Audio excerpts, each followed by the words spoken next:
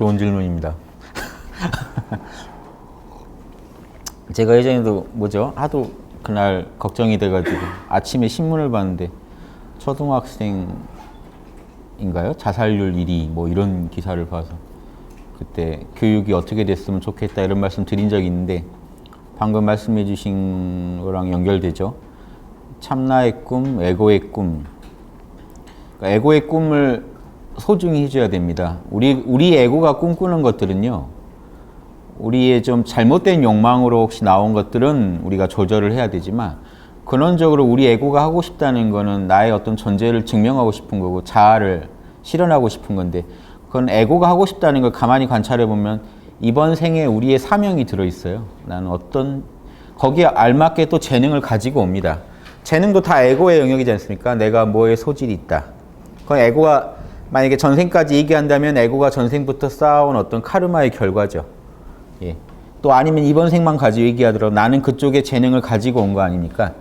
그 다중지능 이론 교육학에서 요즘 서양에서 제일 연구하는 게 다중지능 하면 신체운동지능, 음악지능 이런 걸 8가지를 얘기합니다. 그럼 신체운동지능은 남이 하는 동작 보고 금방 따라합니다. 그럼 이런 친구들은 춤이나 이런 무용을 하면 정말 잘하겠죠. 운동을 하면.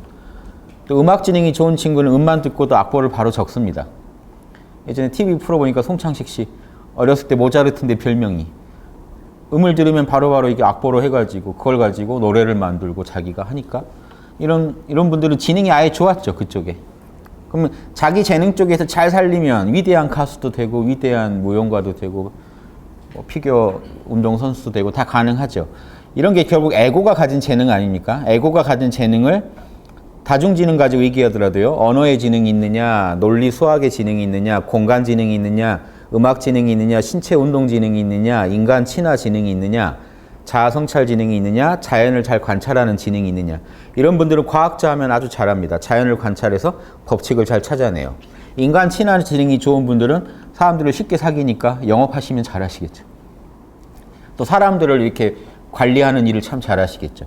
그래서 이거 실제 조사를 해보니까 자기가 잘하는 지능, 강점 지능이라고 합니다. 강점 지능 3개랑 약점 지능 3개를 추려가지고요. 한 사람을 이렇게 살아가는 걸 한번 분석해 보면 나이 들어서 강점 지능을 갖고 있는 분야의 일을 하고 계실 때는 만족하더라는 겁니다. 대부분.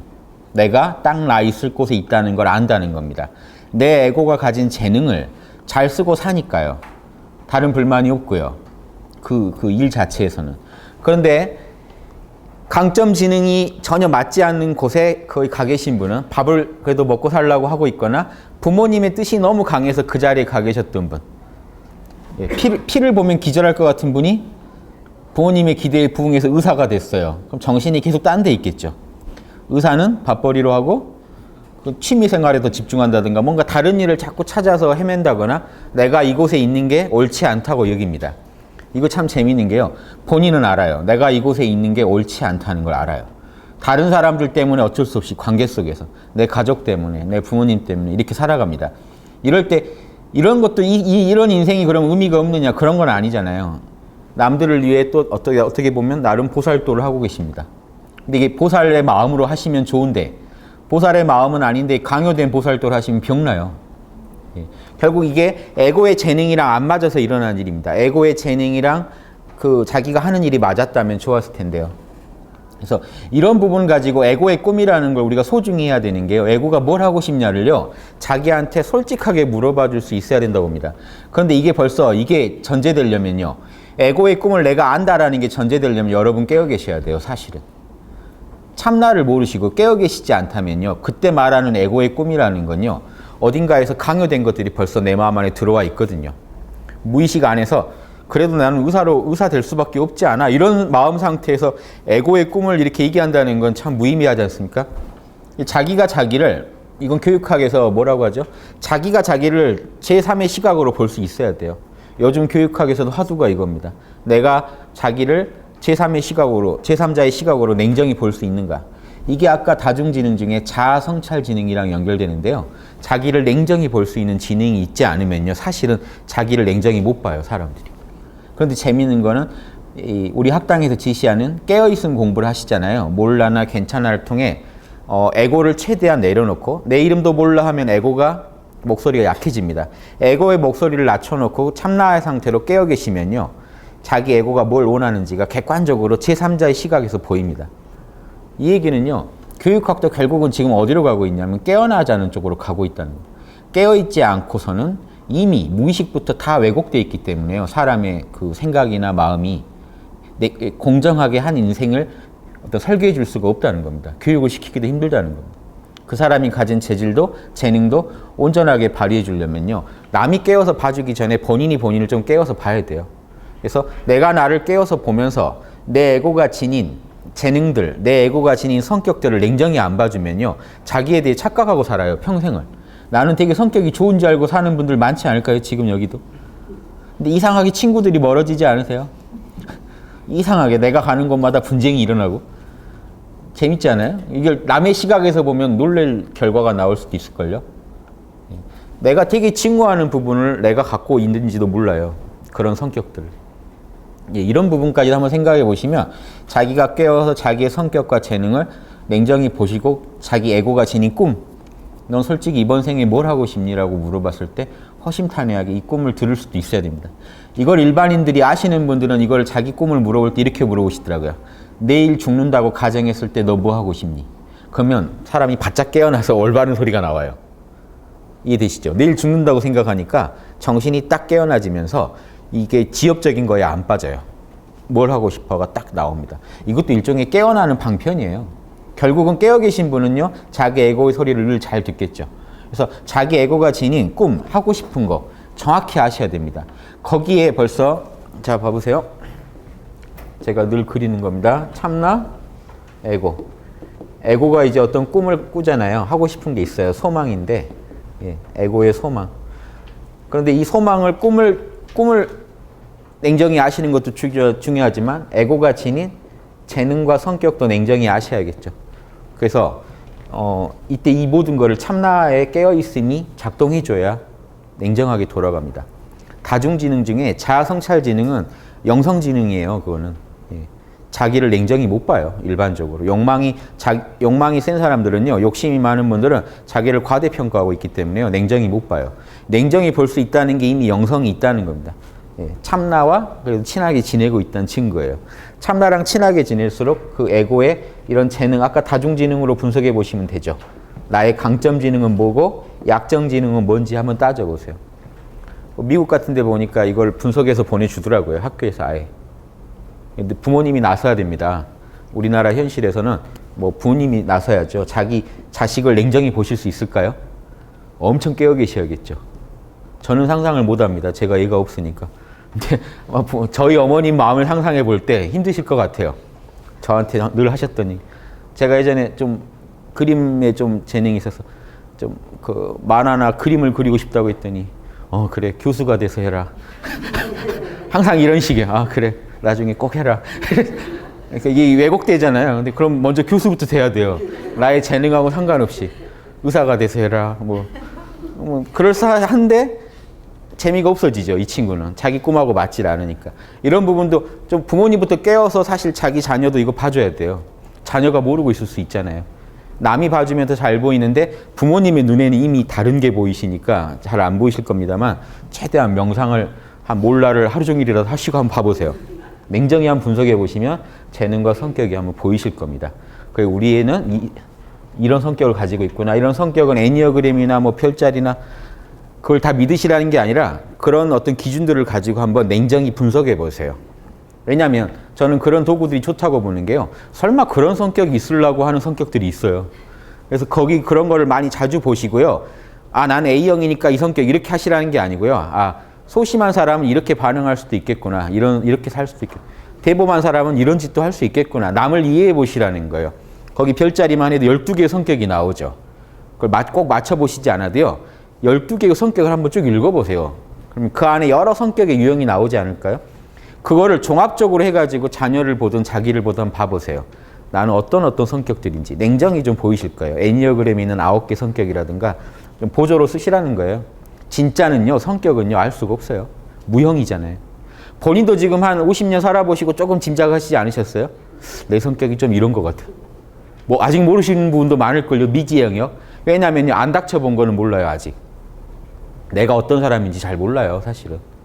저도 한 40년 살아보고 조금 내가 어떤 사람이란 걸 알았는데 나를 갖다가 지금 내가 처해보지 않은 상황에 갖다 놓으면 내가 또 뭔 속이 될지 모르잖아요. 아직도 잘 몰라요. 이런 식으로 성격은 미지의 영역입니다. 우리가 살면서 조금씩 알아가는 건데 이런 도구들을 참고하시라는 거예요. 좀 더 분석하기 좋으시게. 왜냐하면 수많은 몇천 년의 경험을 활용하시는 게 좋잖아요. 성격에 대한 여러 분석된 기준들이 더 있다면 그걸 활용하셔가지고 한번 분석을 해보세요. 그래서 이 성격을 안다는 게 동양 사주 있죠. 사주도 결국 들어가 보면요. 이 성격을 정확히 잡아낼 수 있냐입니다. 성격이 팔자거든요. 드라마 혹시 작가나 이런 분들은 아실 거예요. 성격만 정해놓으면요. 인생이 정해져요. 이 성격이 이 직장에 가 있으면 뭔 짓을 할까요? 대충 다 보이죠. 이 성격이 이런 일을 당했다면요. 이렇게 반응할 겁니다. 이 성격이 저런 일을 당했다면. 자기 성격이 되게 중요하다는 거예요. 이게 다는 아니지만 성격이 팔자단 말이 그냥 나온 게 아니라 보면 이런 사주나 이런 정보 속에도 사실 성격이 보이잖아요. 여러 성격을 찾는 도구입니다. 그래도 저는 항상 말씀드리지만 여러분 성격은 있는 그대로의 성격은요. 여전히 미지의 영역이라는 걸 전제하고 얘기를 하자는 겁니다. 자기의 놀라운 부분이 발견되면 즉각 수용하시라는 거예요. 뭐냐면 이런 거 있어요. 난 A형이야. 소심해. 소심해야 돼. 가끔씩 자기가 대범한 거예요. 이상하다. 그러지 말자. 난 A형인데 왜 자꾸 대범해지려고 하니. 말이 안 되죠. 가짜를 가지고 본체를 지금 누르고 계시잖아요. 그렇게 분석하지 마시고 여러 성격 유형을 인간은 여러 개를 가지고 있다고 보시고 여러 기준들을 활용하실 때 자기 성격을 냉정히 한번 접근해 보세요. 자, 에고의 성격 재능과 에고가 하고 싶은 꿈이 있어요. 이런 거랑 관계가 없을 수도 있어요. 근데 그 엄연히 들어가 보세요. 그럼 그 꿈이 이런 거에 기반하지 않은 꿈은요. 되게 좀 허망한 꿈들일 거예요. 영화를 한 편 보고 왔어요. 여배우랑 남자 배우가 너무 잘 노는 걸 보고 배우가 되기로 딱 결심. 그러면 사실 재능하고는 전혀 관계가 없지 않나요? 그날 그게 욕망이 났다는 거죠. 이런 건 금방 잊혀집니다. 이런 꿈 말고요. 몰라, 괜찮아를 해버리면 금방 사라질 겁니다. 이런 거 말고 내 에고에서 근원적으로 원하는 것 같은 게 있을 거예요. 인생에. 그게 이런 거랑 다 연결이 돼 있을 겁니다. 한번 찾아보세요. 제가 딱 잘라서 말씀 못 드립니다만 분석을 이렇게 몰고 가보세요. 그러면 자기가 뭘 해야 될지 나오는 게요. 자기가 잘할 수 있고 하고 싶은 거일 확률이 높죠. 이게 자기가 제일 해야 될 일일 확률이 높죠. 여기에다 플러스 저는 하나 더 합니다. 에고만 자아실현하게요. 참나도 자아실현해야죠. 참나의 자아실현을 안 도와주면요. 에고가 참나가 난리를 나게 문제를 발생시킵니다. 뭐냐면요. 참나는 뭘 하고 싶을까요? 인의이지요. 사랑과 정의, 지혜, 예절 이런 걸 표현하고 싶어요. 인의이지, 양심을 표현하고 싶어요. 이 양심이랑 맞아야 돼요. 내가 어떤 손재주가 손이 너무 빨라요. 걸음도 되게 잘 뛰어요. 꿈은 부자가 되고 싶었어요. 그래서 결국은 소매치기를 택했어요. 그러면 뭔가 이상하죠. 오래 할 수 있을까요? 이건 내 천직이야. 하면 할수록 손이 더 있고 발이 더 있고 형사들이 날 봐도 나는 유유히 빠져나갈 자신이 있다. 다 이게 부합하는 것 같지만 뭐가 안 맞죠. 양심이 안 좋아하기 때문에 양심이 화를 내요. 죄책감을 계속 줍니다. 이건 아니지. 빨리 내가 한 건만 더 하고 손 씻어야지. 이상한 소리를 자꾸 자기한테 하고 있게 됩니다. 죄책감 때문에. 오래 못 해요. 평생을 하면서 하면 할수록 보람이 있어야 되는데 꿈이라는 게 진짜 꿈을 실현한다면 하면 할수록 더 재밌고 더 보람 있고요. 더 인류를 위해 내가 지금 걸은 이 길이 인류에게 도움이 될 거라는 사명이 그런 보람이 생겨야 돼요. 그런 게 보여야 돼요. 이런 걸 안 하면요. 이 참나가 화를 내기 때문에 여러분은 뭔가 찜찜하거나 이 인생이 지금 잘못되고 있다고 느끼실 수밖에 없어요. 첫째, 아까 에고의 재능이 맞지 않은 곳에 있어도 찜찜하지만 에고가 재능이 있고 이걸 잘 활용하고 있는 것 같아도 양심에 어긋난 짓을 계속 하시면요. 참나의 꿈이 전혀 실현이 안 되기 때문에 안에서부터 근원적으로 문제가 생깁니다. 그래서 여러분 인생 전체를 문제가 있는 인생으로 몰고 가버릴 수도 있어요. 이상하게 나는 다 한 것 같은데도. 이래서 참나의 꿈과 에고의 꿈을 다 같이 배려해 주셨을 때 여러분 인생은요. 이런 인생은 이미 보살의 인생입니다. 깨어서 자기 성격과 재능을 냉정히 보고 자기 꿈을 허심탄회하게 솔직하게 다 이해하고 넌 이번 생에 이런 재능을 통해서 이런 꿈을 실현하면서 보살도를 하자. 남들에게 나도 좋고 남도 좋은 일을 많이 하고 가자라고 정한다면요. 이런 인생관은요. 아무리 웬만한 역경이 와도요. 흔들리지 않습니다. 조금 힘들다고 자살부터 생각하고 이럴 리가 없어요. 될 일을 하는 거고 의미 있는 일을 하는 거기 때문에 버틸 수가 있어요. 이런 버티는 힘이 없는 길을 자꾸 가라고 하면요. 주변에서 강요해서 가다가 나만 여기서 빠져버리면 모두가 행복해지겠다든가 엉뚱한 생각을 할 수가 있습니다. 내가 지금 이 길을 걷는 것보다 내 꿈도 실현이 안 되고 내 재능도 못 펴는 이런 삶을 계속 사는 건 나한테 무의미하고 죽는 것보다 이놈이 더 고통스럽다고 느낄 때는요. 과감하게 사람들은 이걸 택하실 수도 있다는 겁니다. 제가 이전에 자살하신 분을 연구하는 심리학 교수님한테 얘기를 들으니까 자살한 분들도 그냥 자살하는 게 아니라는 겁니다. 자명할 때 자살하지. 이해되세요? 혹시 주변 분이나 여러분이나 주변 분, 가족분이 사는 것보다 죽는 게 훨씬 자명하다라고 판단을 내리는 과정에 가고 있는지 보시라는 겁니다. 내가 계속 압박을 주면, 근데 이 친구가 지금 불안해요. 이 친구 마음속에서는 내가 살아야 되나? 죽는 게 더 빨리 간단하지 않을까? 더 행복하지 않을까? 살아서 내가 앞으로 몇십 년을 지금 겪을 고통을 생각하면 이건 아닌 것 같아요. 혹시 생각할 수도 있는데 거기다가 불에다가 기름을 부으실 수도 있잖아요. 여러분 이런 사정을 몰라주시면 더 압박을 줘버리면요.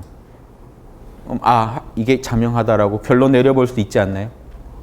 예, 그러니까 이거를 우리가 지금 그래도 지금 이렇게 잘 생각을 해볼 필요가 있습니다. 이 주변 분들을 도와줄 수도 있고 내 마음도 관리할 때요. 내 마음을 자명하게 만들어놔야 됩니다. 이게 참나가 화를 내요. 참나가 참나에게 맞지 않은 일을 하고 있거나 양심을 계속 어기는 방향으로 가거나 참나는 참나의 꿈이 좌절되기 때문에 여러분은 분명히 나는 누릴 걸 다 누린 것 같지만 저 근원부터 무너집니다.